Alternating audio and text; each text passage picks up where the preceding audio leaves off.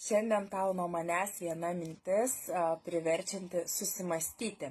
Ar tu esi tik cituotojas savo gyvenime, ar esi savo gyvenimo herojus?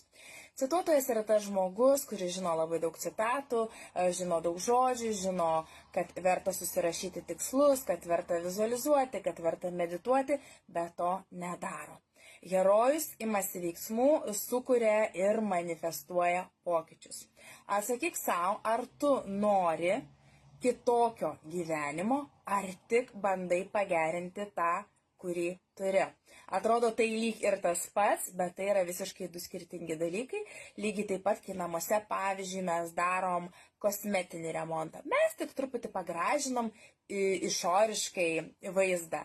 Ir visiškai, kai mes darom kardinaliai pokyčius, generališkai viską pertvarkom, perremontuojam, tai lygiai taip pat ir su tavo gyvenimu. Daugelis sako, kad nori kitokio gyvenimo.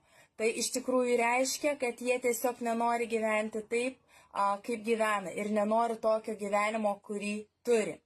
Tik dėja, labai mažai žmonių yra pasiruošę padaryti viską, kad turėtų tokį gyvenimą, kurio nori ir taptų savo gyvenimo herojais. Pagalvok, kas tu esi šiandieną savo gyvenime, cituotojas ar gyvenimo herojus, ir imkis veiksmų visą tai pakeisti, jeigu nori kardinaliai kitokio gyvenimo.